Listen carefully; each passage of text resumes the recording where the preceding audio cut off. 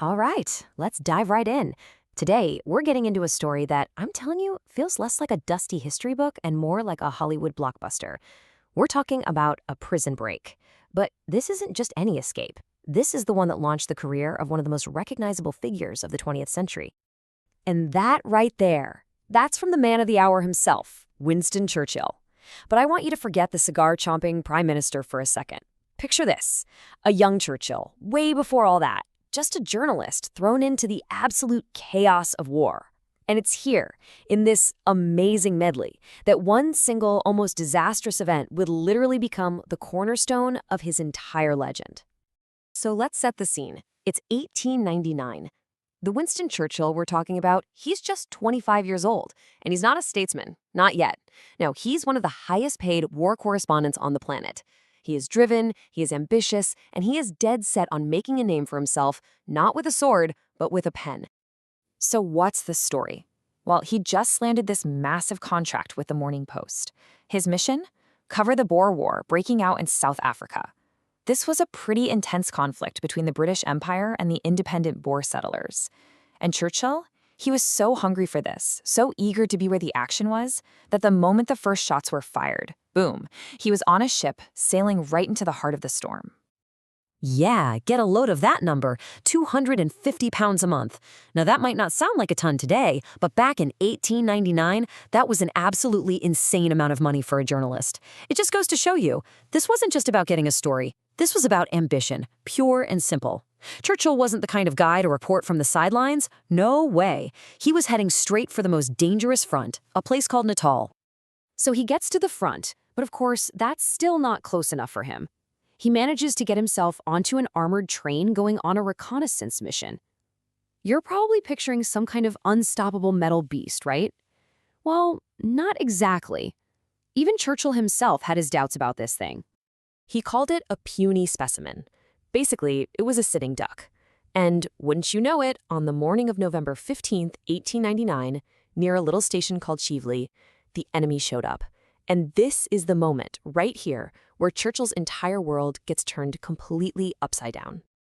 The plan was simple enough. Ride the train out, see what's happening, report back. Easy, right?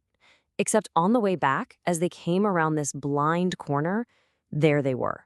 100 Boer horsemen on a hill, perfectly positioned, just looking right down at them. It was a perfect ambush. The trap was sprung.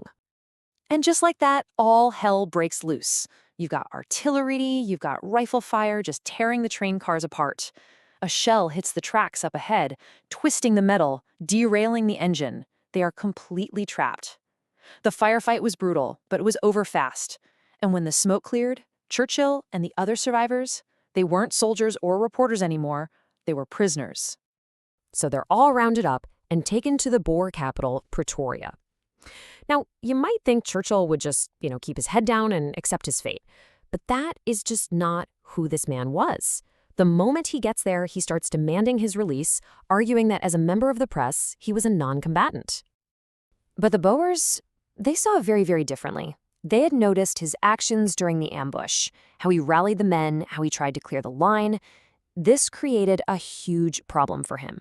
Was he a reporter or was he a soldier? His status was suddenly a life or death question.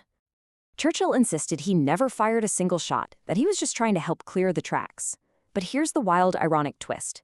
The very fame he was chasing worked against him.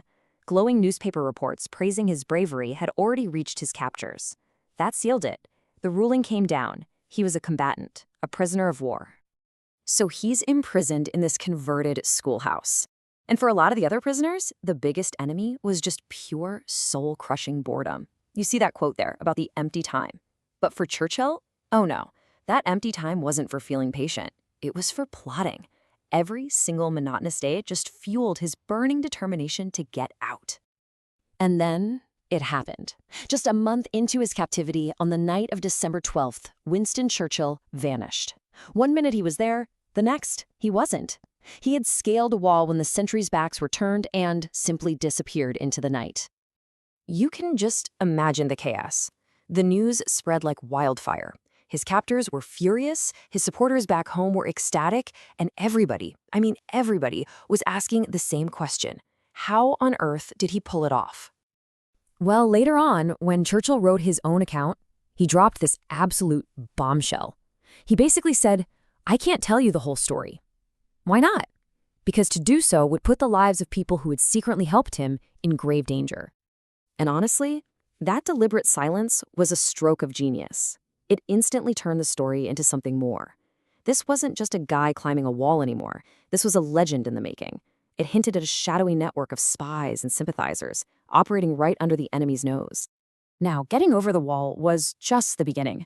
What came next was an incredibly dangerous, nearly 300 miles solo journey through enemy territory. He had to hide in a coal mine, choked on dust, clung to the undersides of freight trains, all while constantly fearing he'd be discovered.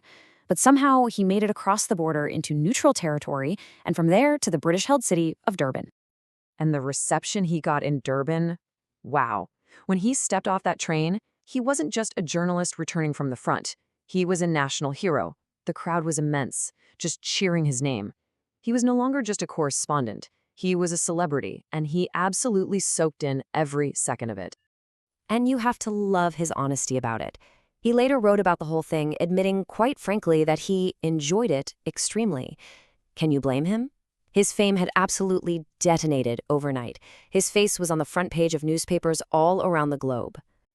The flood of attention was immediate and, frankly, a little bizarre. I mean, check this out. He's getting telegrams from all over the world, an invitation to go shooting in Central Asia. A poem is written in his honor. And my personal favorite? Some American even writes him to ask for help planning a military raid. His celebrity had officially gone global.